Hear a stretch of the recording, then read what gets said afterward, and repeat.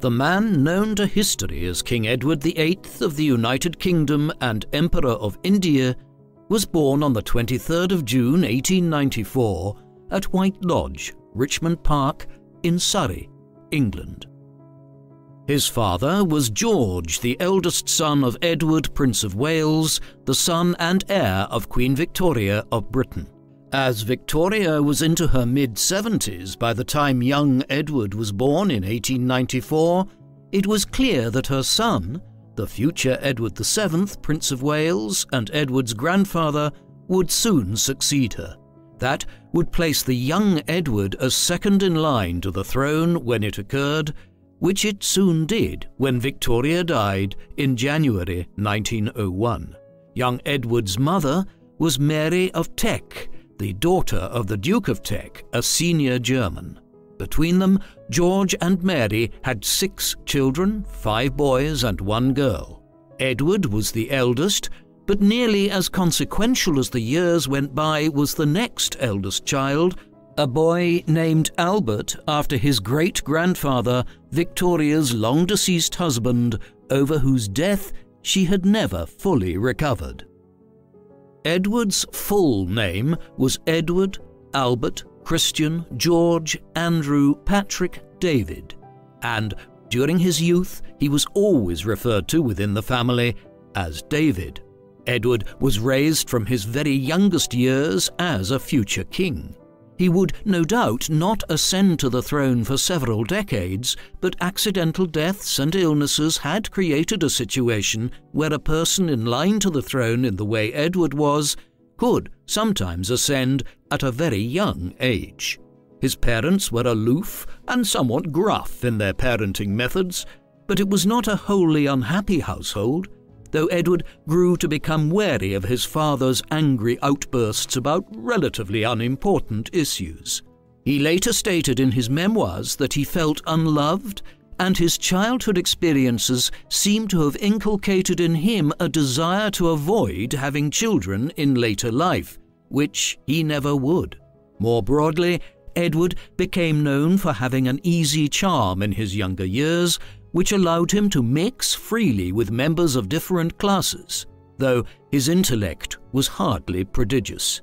In these younger years, he and his siblings were largely educated at home at York Cottage at Sandringham and at Frogmore near Windsor Castle. As he entered his teenage years, Prince Edward was sent to the Naval College at Osborne on the Isle of Wight. This was a virtually identical training to that which his father had undertaken in his younger years, and which indeed has remained a staple of royal princes ever since. Despite being an heir to the throne, Edward was not overly protected and experienced some bullying in his youth in the Navy. Otherwise, his upbringing was somewhat limited. He was not trained to develop his mind or become a significant scholar in the same way in which his forebears in the 17th or 18th centuries might have been. As a result, he grew up with an intellectually limited worldview. This limited intellectual development was all the more concerning when, in May 1910, with the death of his grandfather, his father became king, and so Edward became heir to the throne at the age of 15. According to tradition, he was soon given the title of Prince of Wales, and despite still being a teenager, was quickly drawn into public life. The occasional appearances at public events were interspersed throughout the early 1910s with studies at the University of Oxford, which his father had decided Edward should attend. However, Edward proved an indifferent student, and when turmoil struck Europe towards the end of his time there, he was glad of the distraction. In the summer of 1914, war descended across Europe. It had been brewing for decades as the rise of a united Germany in the 1870s had destabilized the balance of power in Central Europe and created a major rival to Britain. Other issues, such as rivalry for colonial possessions in Africa and fervent nationalist sentiment in the Balkans, where the Empire of Austria-Hungary and the Russian Empire were rivals to secure control over the collapsing Ottoman Empire, had compounded matters. In the end, it was a regional crisis here. In the summer of 1914, the assassination of the heir to the Austro-Hungarian Empire, Archduke Franz Ferdinand, by a Serb nationalist, which lit the match that ignited the war. In the final days of July and the first week of August, Britain, France and Russia went to war with Germany and the Austro-Hungarian Empire. The major front for the British for the duration of what soon became known as the First World War was in northern France, where the British and French were soon bogged down in attritional trench warfare with the Germans. As part of the effort by the royal family to show solidarity with the millions of British men who were now being conscripted into the military and sent to fight in France, Prince Edward and others were assigned to serve as officers in the army. Edward was commissioned into the Grenadier Guards in the last days of July 1914 and took to military service very well, finding that he enjoyed the camaraderie in ways which his studies had not fulfilled him. However, his wartime experience can hardly be said to have been authentic. Neither Edward nor any other senior members of the royal family or major noble lines could be placed in harm's way where they might be captured or killed. As such, for much of the next 4 years he was effectively chaperoned by his fellow soldiers in roles across northern France. Some of these were tokenistic, such as when he was sent as a sort of royal ambassador to meet with French generals, but when he appeared to inspect British army camps on the Western Front, it is understood to have genuinely improved morale on the front. Here was a prince and a member of the royal family actively showing up to do his own military service. Indeed, on 1 or 2 occasions, despite the extensive precautions taken, Edward did find himself in danger during the war, notably when his chauffeur was killed by exploding artillery and his car crashed in northern France. Moreover, his range of activities extended beyond France, with a visit to the Middle East in 1916 to meet and greet Britain's Australian and New Zealander allies. The war was significant in one other way, which would have a small implication for Edward and his family for decades to come. At the outset of the conflict, the royal family was known as the House of Saxe-Coburg and Gotha. This had been established in 1901 following the succession of King Edward VII, bringing the House of Hanover, which had ruled Britain for nearly 2 centuries, to an end. However, the House of Saxe-Coburg and Gotha name, which was assigned on account of the extensive links between the British royal family and many of the most senior royal lines within Germany, became problematic in the context of the First World War. It reminded far too many people that the royals had extensive amounts of German blood, and indeed, George V was the first cousin of the German Kaiser Wilhelm II. In particular, when the Germans began dropping bombs on London in 1917 from planes named Gotha bombers, it was clear it was no longer tenable to retain the royal title. Consequently, in July 1917, the royal house's name was changed to that of the House of Windsor, a name adopted owing primarily to the long-standing associations between the English crown and Windsor Castle to the west of London. The war was eventually won in November 1918, and so this name change had little consequence thereafter in practical terms. But the new Windsor name would become associated intimately with Edward in due course. The end of the war opened up the issue of Edward marrying and fathering an heir to secure the line of succession. However, Edward's father, unlike most other previous monarchs, was open to allowing Edward to decide his marital affairs for himself, and the British public were more keen by the late 1910s and 1920s that some form of mutual affection should play a part in the selection of a future queen by the prince. Edward was not in any rush either. Rather, as the bloodshed of the 1910s gave way to the economic boom and social excesses of the 1920s, Edward became a regular attender at London nightclubs and dance halls where an entourage attached themselves to the future king. He also began an affair with Winifred Dudley Ward, who was already married with 2 small children to William Dudley Ward, the grandson of Lord Esher in the British nobility. Eventually, Ward divorced her husband, and the affair became extremely serious in the 1920s, although Edward did also see several other women intermittently throughout these years. However, the relationship with Ward would never result in marriage, even after she divorced her first husband, and it was eventually ended by Edward in 1934. This penchant for the high life and Edward's complicated love life had created concerns within the government and amongst the royals themselves during the 1920s. Compounding this was what was perceived as Edward's quasi-egalitarian manners and habits. During his time in military service during the war, the prince had become used to trying to find common ground with the rank-and-file soldiers, and he continued his efforts to do so during royal visits abroad to Canada and other regions in the 1920s.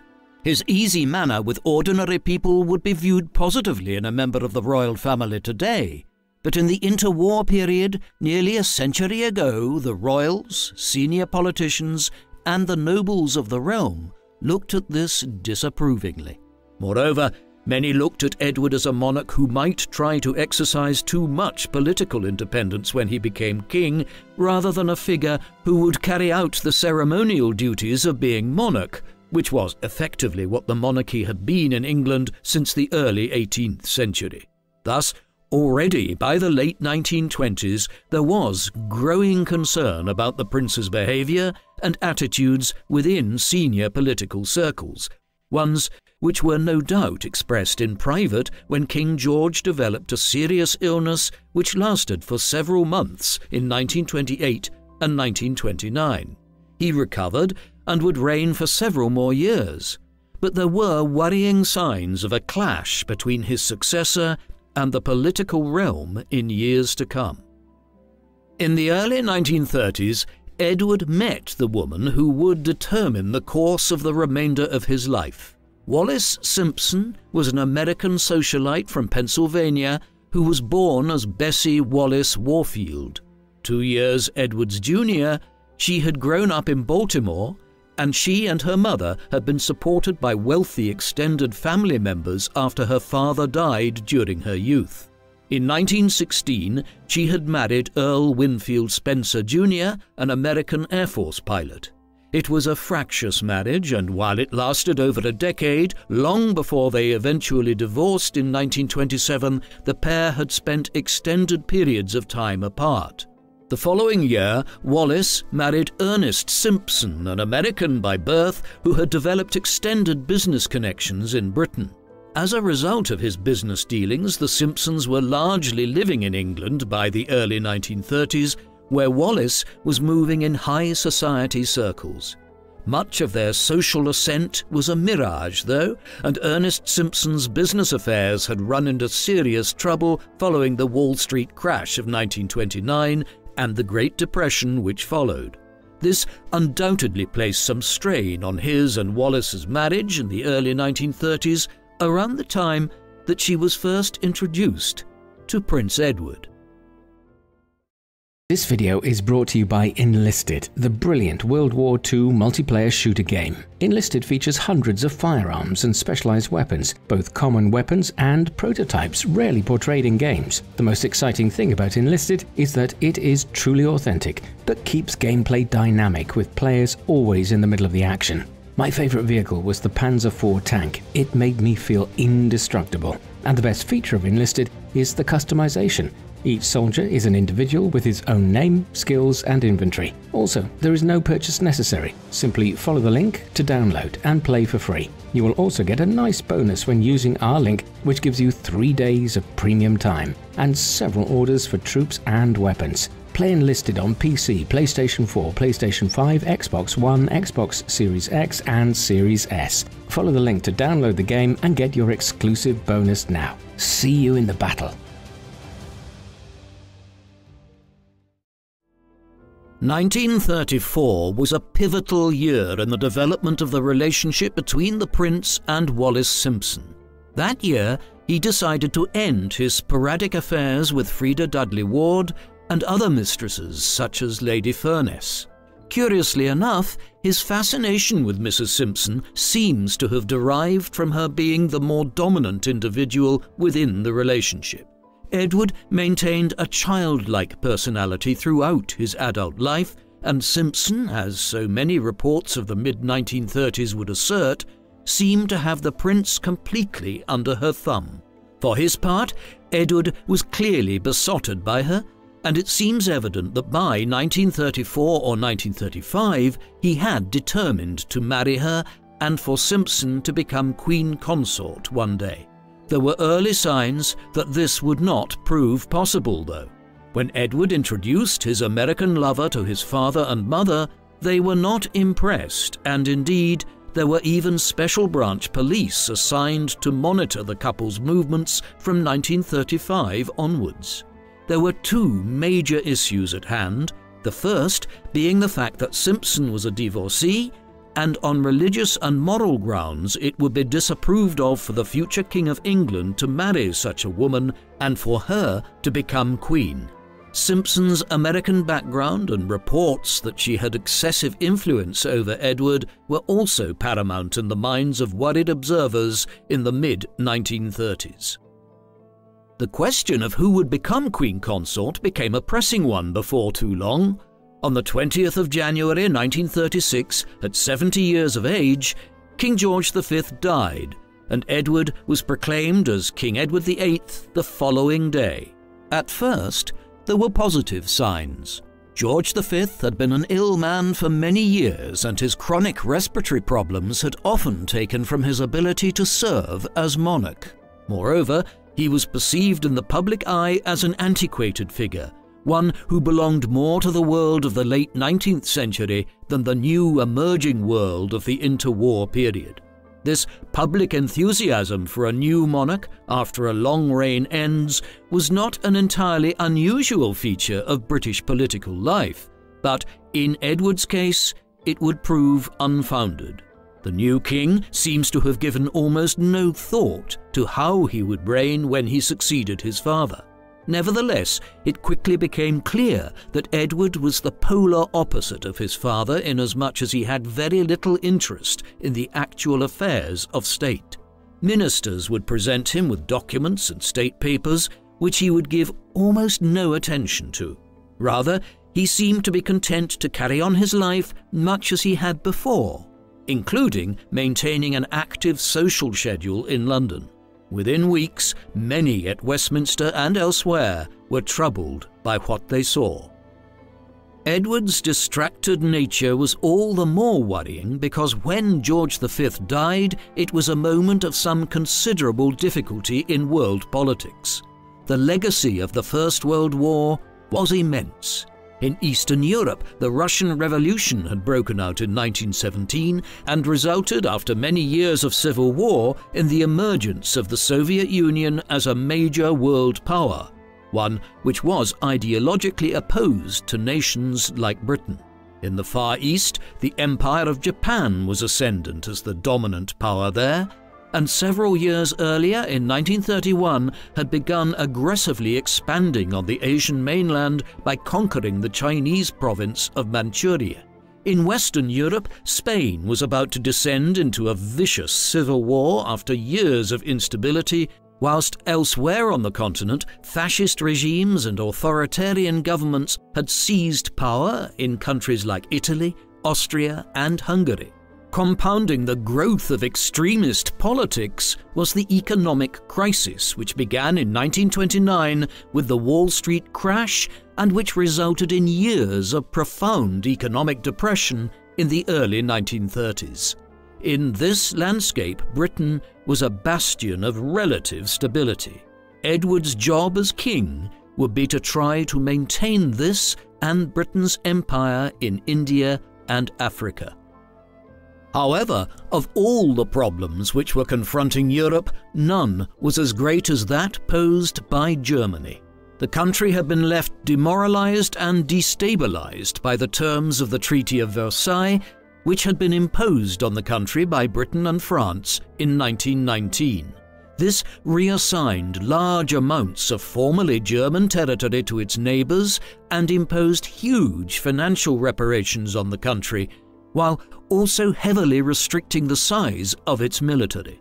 Nevertheless, after several years of crisis in the late 1910s and early 1920s, the German Republic had entered a period of relative stability in the mid-1920s and was the cultural center of the continent.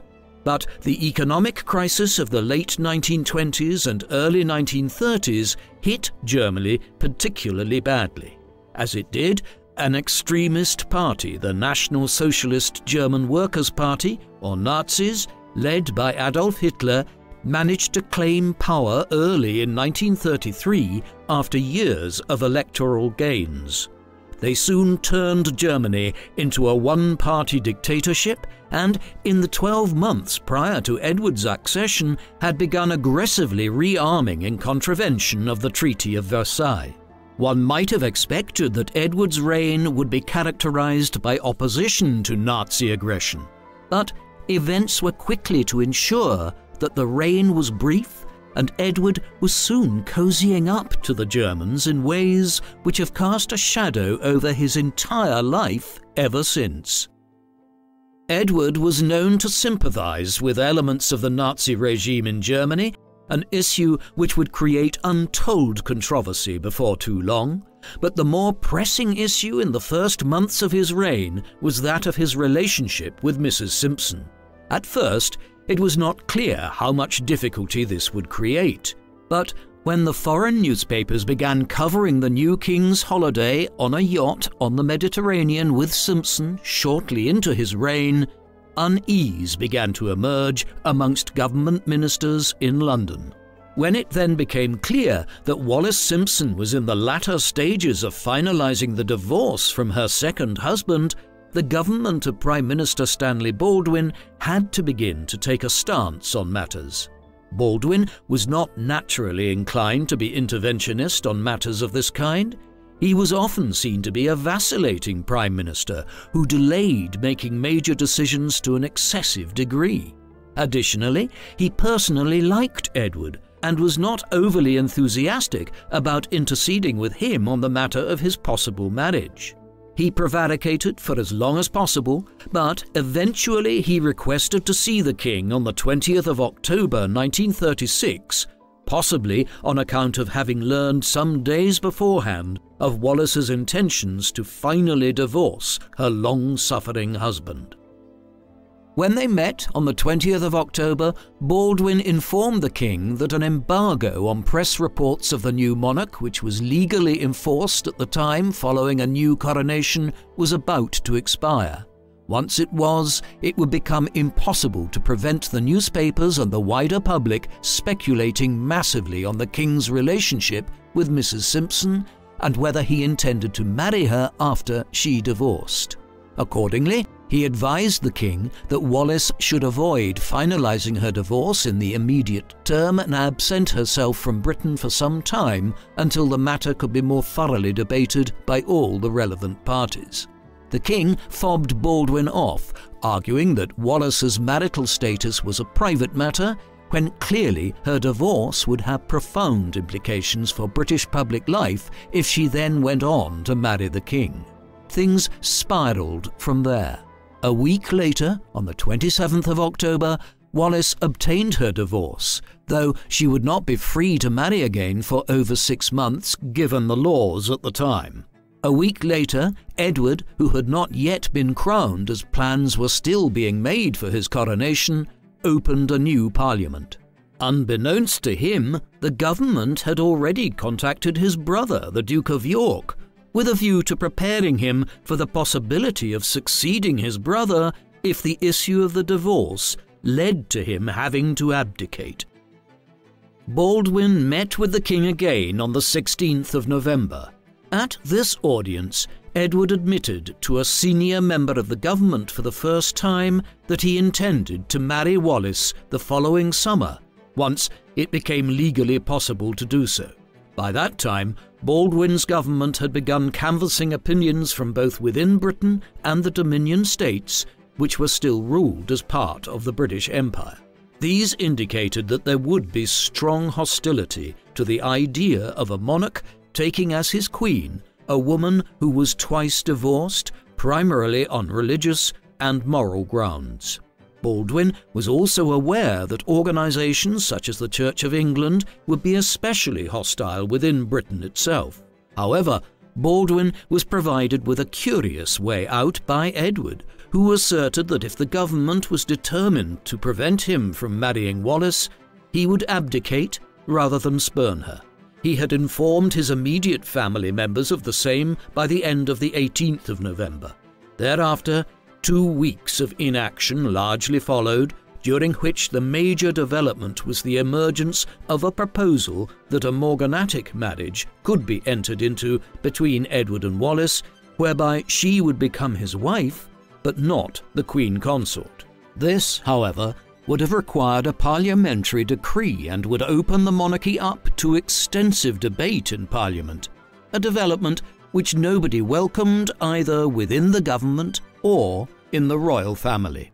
The conclusion to the growing constitutional crisis was swift when it came.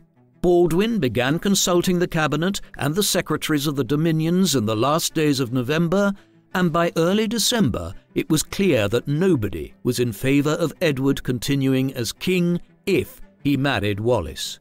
Moreover, press silence was crumbling by then, and discussion of the matter was becoming widespread.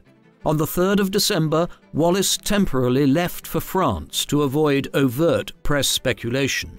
Yet this did little to allay Baldwin's government, who were now insisting that Edward needed to abdicate the throne if he was set on marrying Simpson. This is duly what Edward did a week later, signing the official instrument on the 10th of December, despite being encouraged by several individuals such as Winston Churchill to fight for his rights as king. King Edward VIII abdicated his position as monarch on the 11th of December 1936. At 327 days, it was the shortest reign of any English monarch since the late 15th century. Edward's speech to the nation, in which he declared that he was renouncing his crown of his own volition in order to marry the woman he loved, and had not been coerced into his actions by the government, was something of a high point for Edward, one which was perceived as being dignified and statesmanlike. The years that followed would not see a repetition of such behaviour. There remained the final issue of what title the former king and his soon-to-be wife would bear. On the 13th of December 1936, the same day that Edward officially announced his abdication, his brother and successor proposed that Edward and Wallis would henceforth carry the titles of Duke and Duchess of Windsor, the royal family name which had been adopted back in 1917. In tandem, the Duke and Duchess were given extensive financial privileges and a lavish salary and estates. However, the royal family now began a process of cutting off the former king and his new wife. As late as the 1940s, other members of the family and the king himself continued to refer to Wallis coldly as simply Mrs. Simpson. This was despite the fact that Edward and she had married at the Château de Condé near Tours in France on the 3rd of June 1937. The nuptials were not attended by any of the royal family, and other than a note of congratulations from Baldwin's government, were largely ignored on an official level in Britain. Moreover, it was in France where they would spend much of their lives from that time, generally living either in Paris or a country retreat. The rest of the royal family were delighted by this exile, and the general tenor in Britain was that everyone wished to forget the brief kingship of Edward in 1936 and the constitutional crisis which it had aroused. Edward and Wallis settled in Paris and began leading a relatively rich lifestyle based on the funds which Edward had been paid to relinquish his ownership of several royal residences in England as part of the abdication agreement. During this time, he rang his brother, the new king, every few days, often imploring George VI that his wife should be allowed to have the title Her Royal Highness, in recognition of her position as the wife of a former king of Britain. However, this was refused. The concern in London being that Wallis would continue to use such a title at some future date, even if she divorced Edward. Meanwhile, the newlyweds continued to enjoy Paris life, but they appeared to have harboured the view at this stage that this was a temporary exile. They soon received messages from England which put them straight concerning this notion, making it clear that it would be in everyone's best interest if they stayed in Paris and away from Britain. As the extent of the rebuff he was now suffering dawned on Edward, he began concocting ways to carve out a new place in the public life of Europe.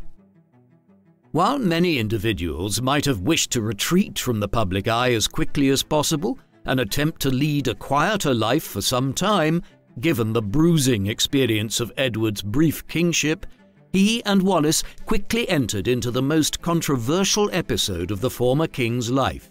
As we have seen, the early 1930s had witnessed the rise of Adolf Hitler and the Nazis to power in Germany. Now, shortly after his abdication, Edward accepted an offer to visit Germany. This must be viewed in context. Many individuals visited Germany in the mid-1930s as they wished to see exactly what was taking place there and how the Nazis had so rapidly overhauled the country and pulled it out of the economic crisis of the early 1930s. For instance, the former British Prime Minister, David Lloyd George, who had been the head of state in Britain from 1916 to 1922, had visited the country in late 1936 as the constitutional crisis concerning Edward was playing out at home. In assessing any of these visits, it is important to remember that many British people in the mid-1930s viewed Hitler as an important bulwark against the development of a communist state in Germany, and secondly, that individuals like Lloyd George did not know when they decided to visit Germany the horrors which the Nazis would unleash across Europe a few short years later. The offer to visit Germany was extended to Edward in the late summer of 1937 from Dr. Robert Ley, the head of the German Labour Front, an organization which had been set up by the Nazis in Germany to replace the trade unions and stymie any socialist agitation in the country.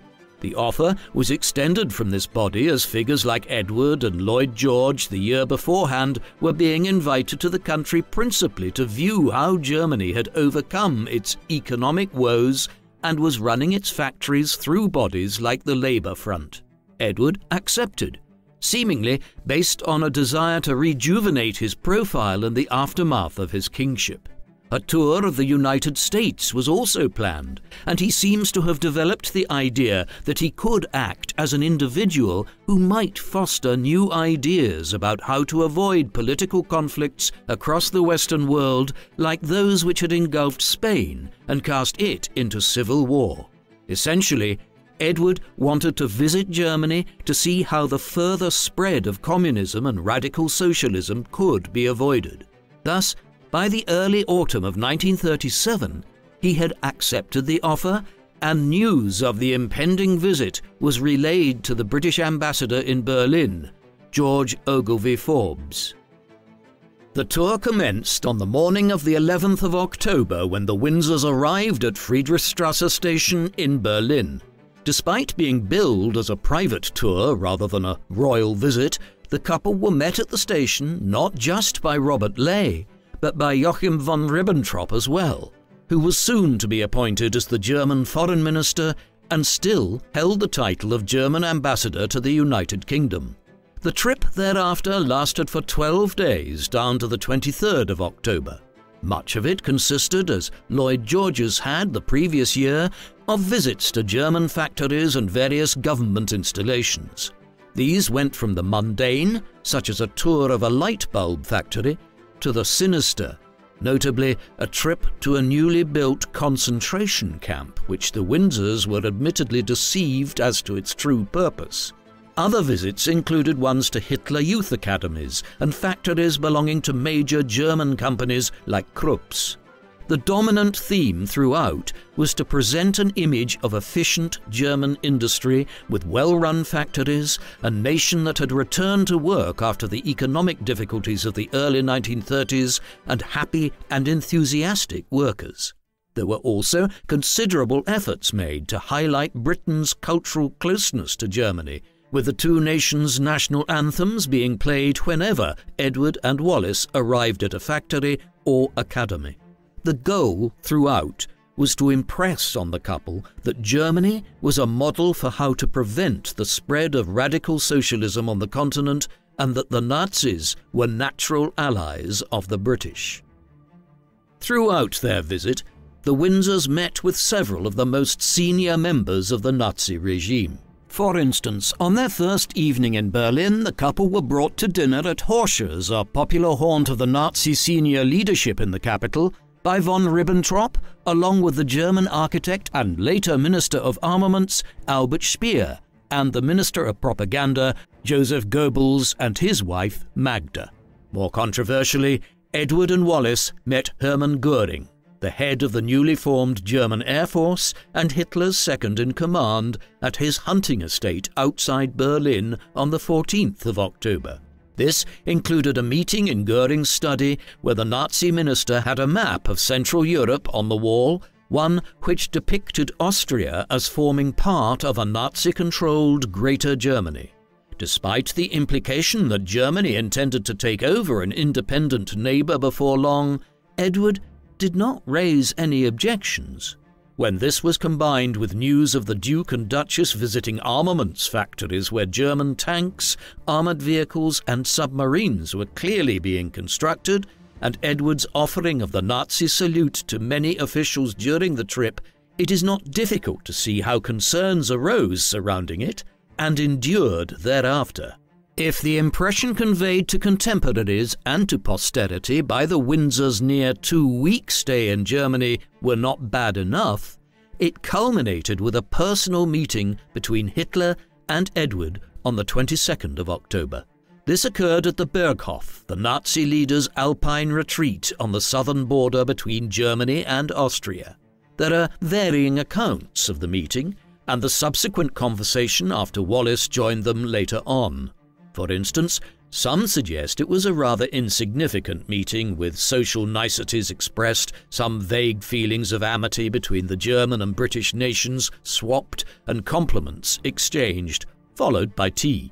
Others, though, have claimed that Edward indicated his active support for Germany's increasingly aggressive foreign policy and Hitler's desire to acquire lands in Austria, Czechoslovakia, and Poland. There certainly is no suggestion that the former king attempted to discourage German expansionism.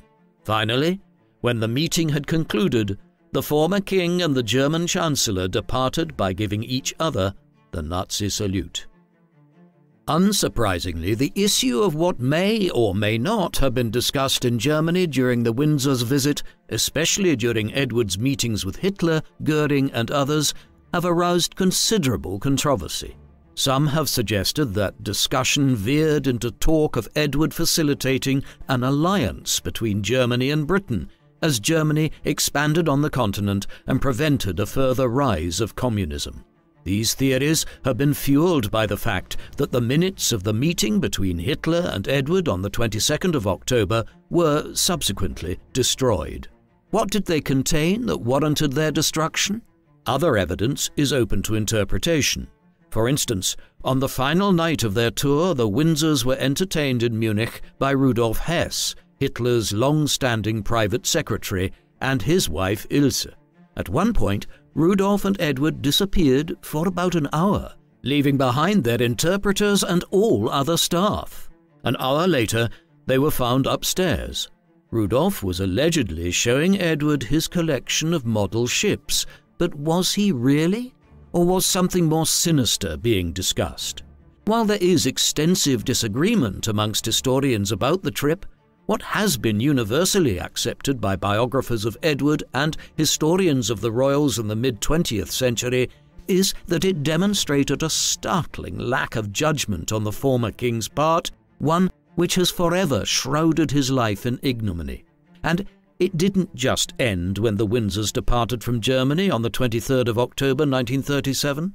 As we will see, fresh rumours and concerns abounded during the Second World War, ones which Edward and Wallis did nothing to dispel. Following their trip to Germany, Edward and Wallis returned to Paris, where they rented a mansion on the Boulevard Suchet, in which they lived in the late 1930s.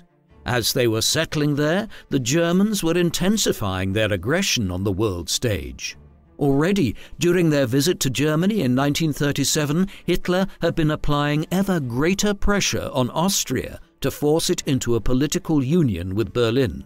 The Anschluss, creating a Greater Germany, was finally achieved in March 1938 in violation of the Versailles Treaty. Within weeks, Hitler was pressing the case for the annexation of the Sudetenland, a part of western Czechoslovakia with a largely ethnic German population. At a conference in Munich in September 1938, Britain and France caved in to Hitler's demands, but insisted that any further Nazi attempts at expansion at the expense of Germany's neighbours would result in war.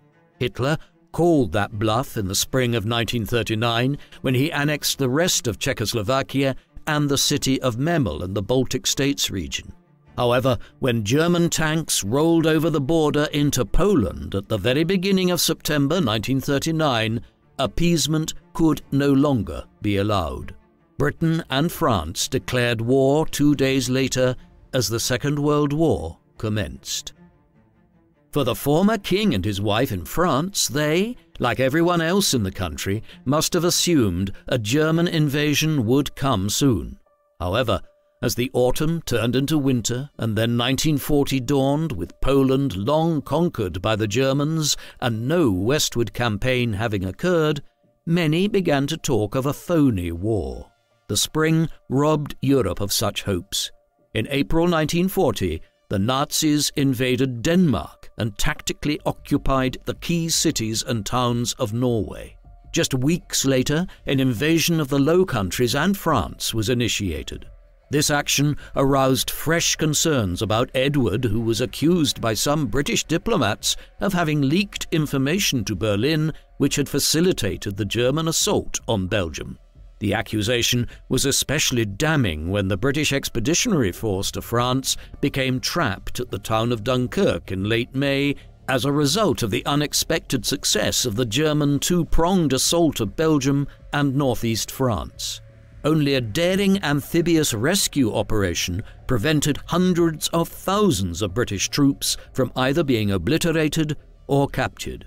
The French, though, were not so lucky, and on the 14th of June 1940, Paris was occupied by the Nazis. The city, and France in general, would remain under German control for the next 4 years. Notwithstanding their earlier friendliness towards the Nazis, the Duke and Duchess were the targets of a conspiracy by Hitler and the Nazi paramilitary organization, the SS, in the summer of 1940. The goal of what was codenamed Operation VIII was to kidnap the Windsors, who had left Paris when France was invaded in May 1940, heading south to Biarritz, and then journeying over the border into Spain, with the ultimate goal of reaching Portugal. Operation VIII was conceived while they were travelling through Spain, which, under the fascist dictatorship of General Francisco Franco, was friendly towards Hitler's government. The idea was that the Duke would be kidnapped, brought to Germany, and then his alleged pro-German inclinations would be fostered with a view to re-establishing him as King of England, following the German defeat of Britain in the war. By the time plans were at an advanced stage, the Windsors had already crossed into Portugal and were living in Lisbon by the first days of July 1940. At this juncture, a new plan was settled on, whereby Edward would be tricked into crossing back into Spain and detained there. But even Walter Schellenberg, the SS official who was placed in charge of the operation and who subsequently became the head of Nazi foreign intelligence, later conceded that the plan was ludicrous.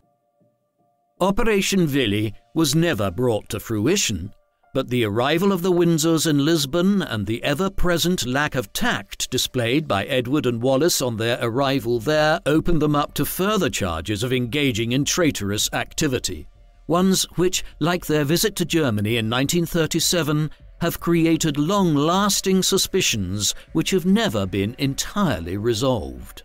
The Windsors had apparently elected to make their way to Spain and Portugal in May 1940 owing to anxieties about their diminished status in Britain and certain tax burdens which would fall on them if they returned home. Back in Britain, this failure to return to England looked very bad, and the new Prime Minister, Winston Churchill, looked at it particularly disapprovingly. Matters only became more suspicious when the Windsors arrived in Portugal and promptly accepted an offer to stay in the home of Ricardo Espírito Santo, a Portuguese banker who had extensive business connections in Germany and who was suspected of having sufficient contacts with Hitler and the Nazis that MI6, the British intelligence service, had opened a file on him. Perhaps Edward and Wallace were unaware of this, but it seems unlikely, and in accepting the offer to stay with Santo, the former king was either involved in talks with Santo or else was acting in an incredibly irresponsible manner, one which almost guaranteed that his loyalty would be questioned. Yet, there was worse still. Recent research has revealed that while he was in Portugal, Edward promoted the idea through Ricardo Espírito Santo that the Nazis should, quote, bomb Britain into peace. Edward here was apparently proposing that the Nazis should adopt a strategy of aerial bombing over England and London, in particular, in order to force the British government into surrendering without the necessity of a land invasion. This was effectively the strategy which the Germans adopted in the summer of 1940, leading to the Blitz of London and England for the next year. This recent study has highlighted how Edward had proposed the Blitz while in Portugal, and that the same advice was then conveyed to the Nazi government in Berlin by the German ambassador in Lisbon. It is possible that Edward viewed this as the lesser of two evils compared to a land invasion, but there is still absolutely no denying that coming from a member of the royal family, this advice constituted treason of the highest kind. In the months that followed, tens of thousands of bombs were dropped on Britain, leading to approximately 40,000 civilian deaths.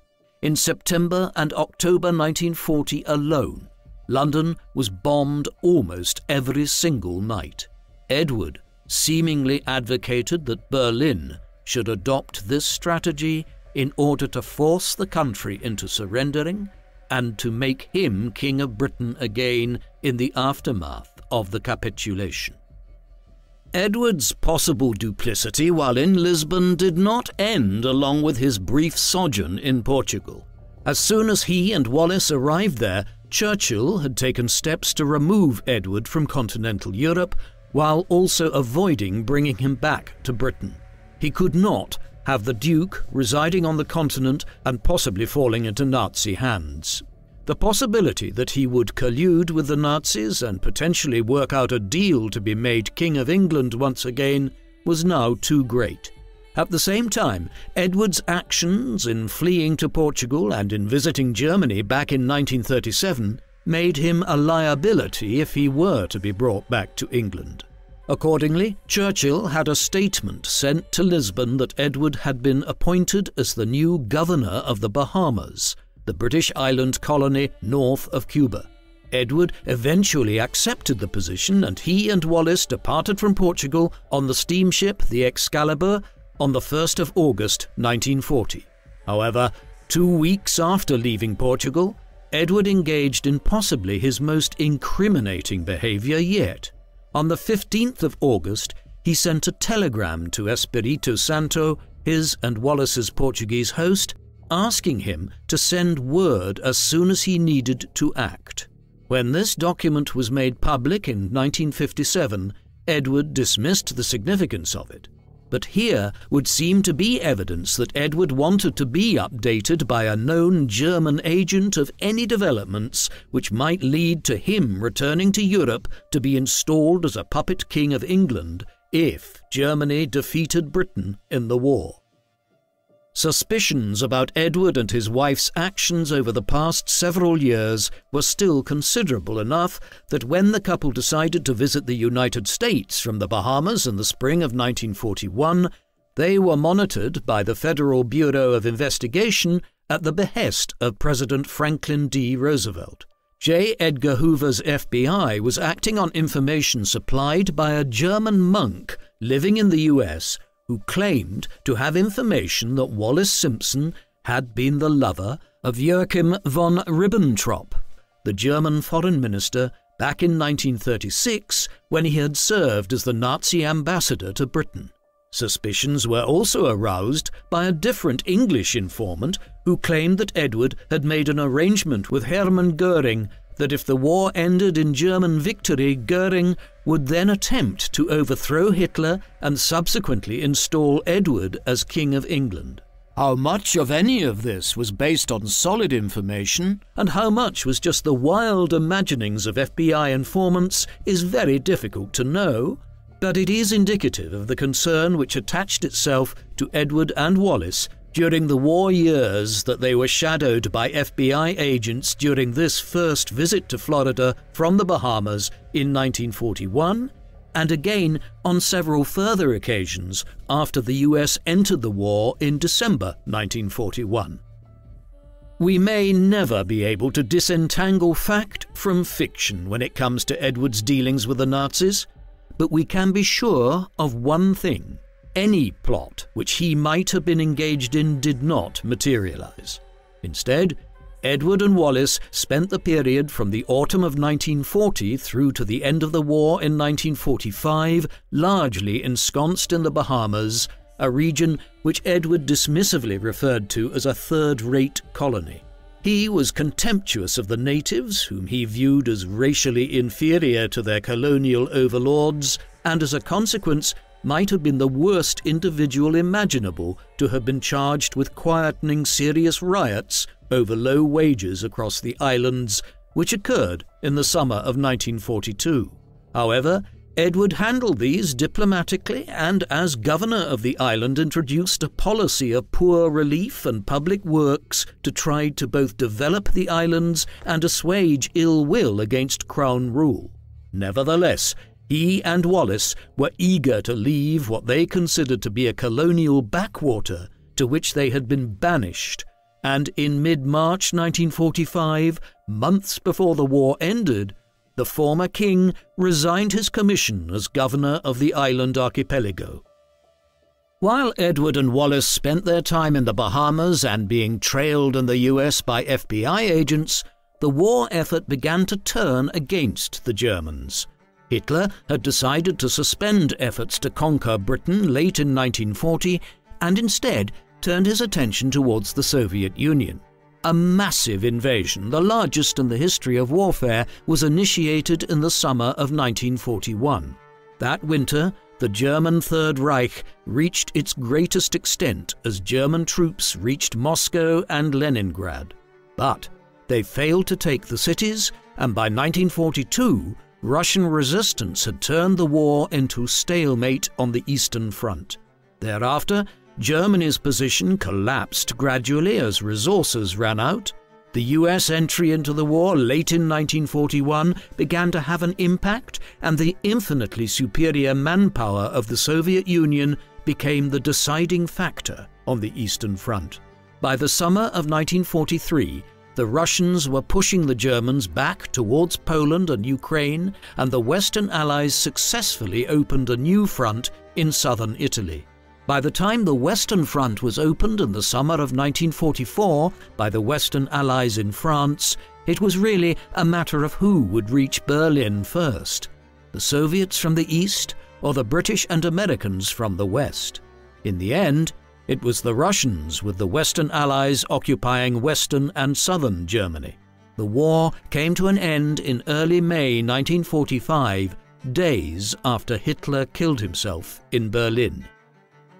In the immediate aftermath of the war, despite the many unanswered questions which still hung over Edward's conduct both in the years leading up to the war and during it, he was not overtly criticised within the British press.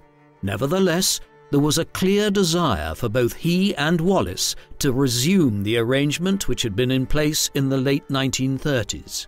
They would return to France and live there, rather than in Britain, where their presence could be problematic. However, even when they had settled again in Paris as Europe was being rebuilt, another issue arose which allowed Edward to begin scheming once again.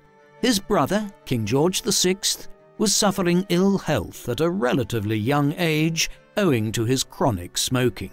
The possibility of his having to step aside or dying was already acute by the mid-1940s.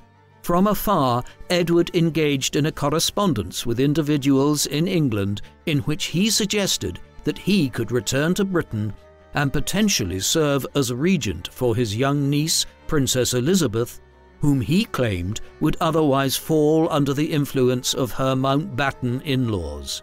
The scheme never came to anything, and George would, in any event, live on until 1952, by which time Elizabeth was well into her mid-20s. But it is indicative of the ceaselessly ambitious conniving of Edward that even after the ignominy which followed him in the aftermath of the war had developed, he continued to assess ways of re-entering British public life.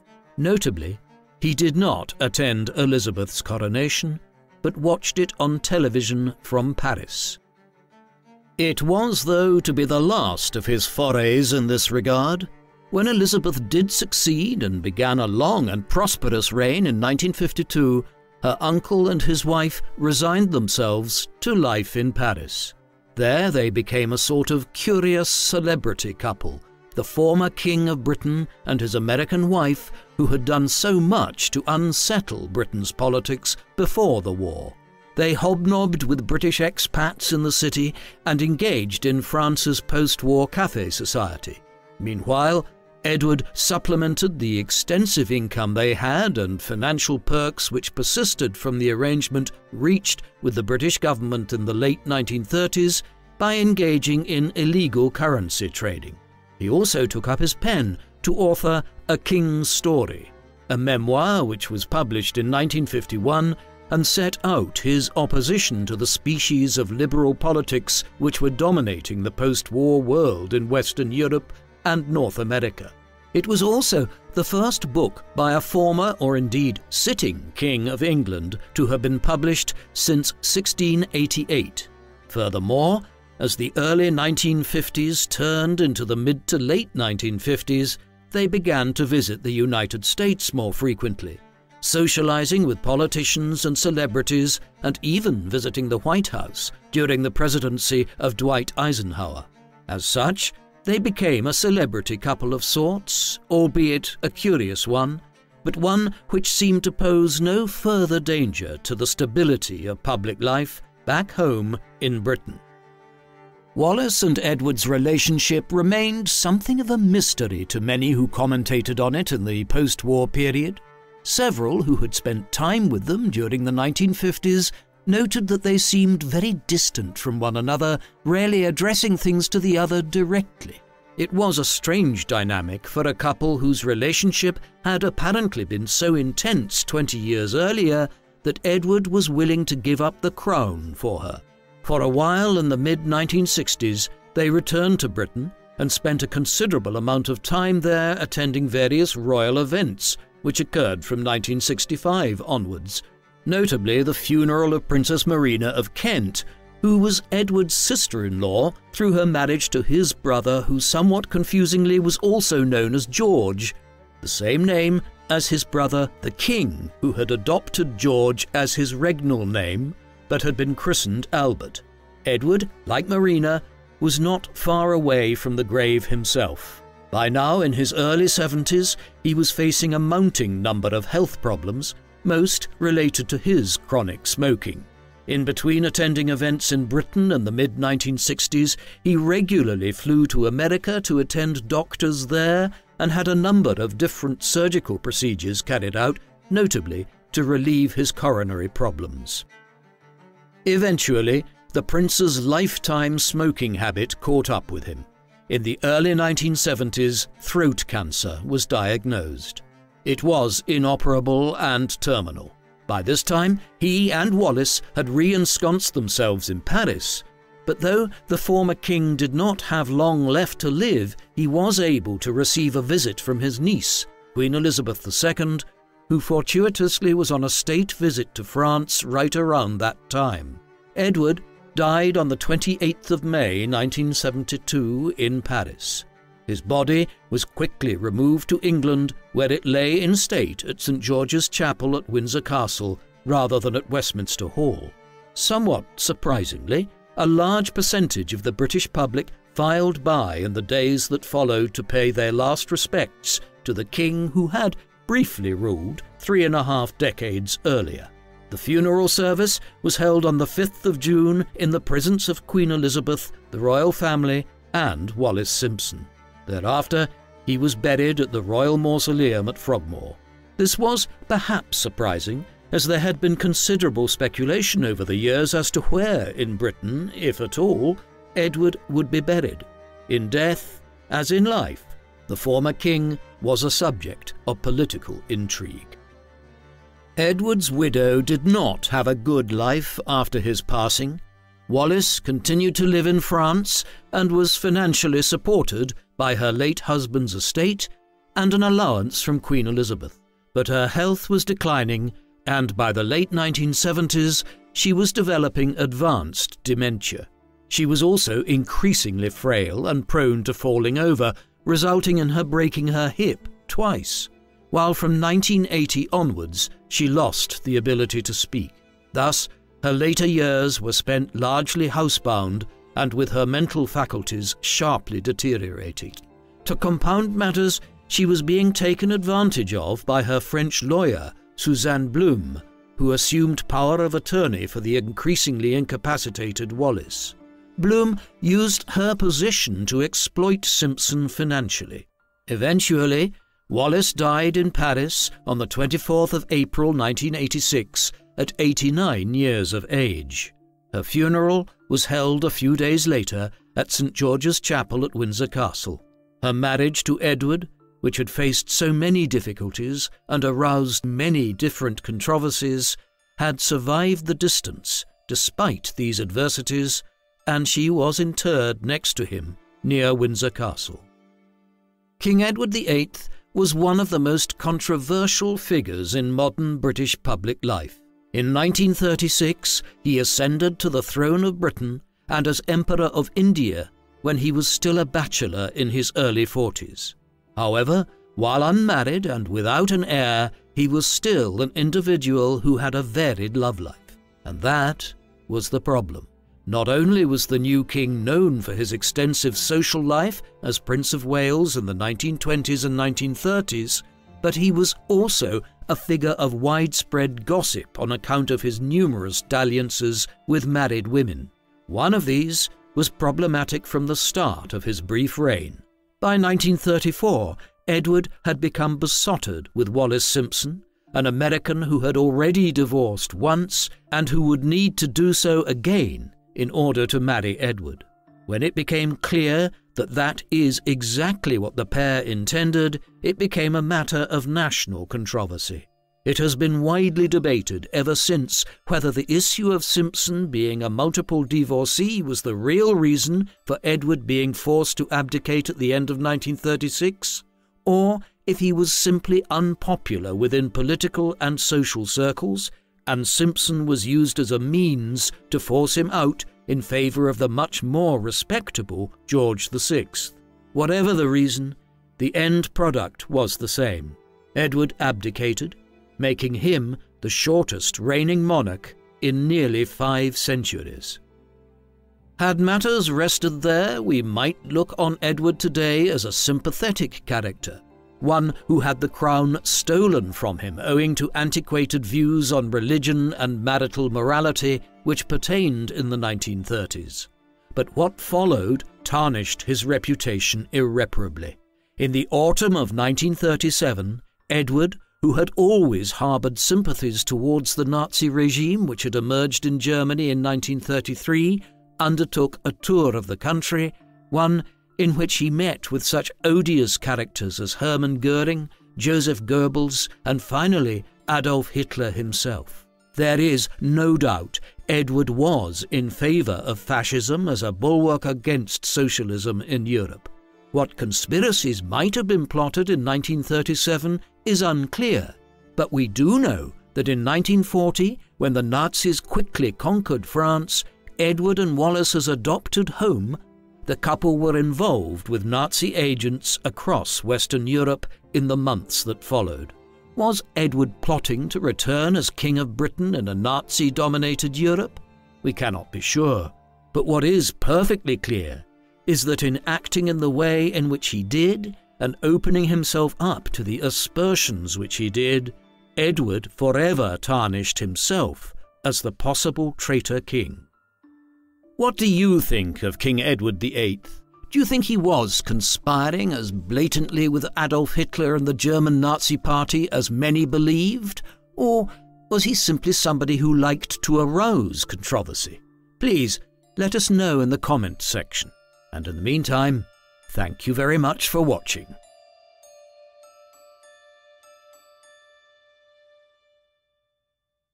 There is no purchase necessary. Simply follow the link to download and play Enlisted for free. Play Enlisted on PC, PlayStation 4, PlayStation 5, Xbox One and Xbox Series X and Series S. Follow the link to download the game and get your exclusive bonus now. See you in the battle.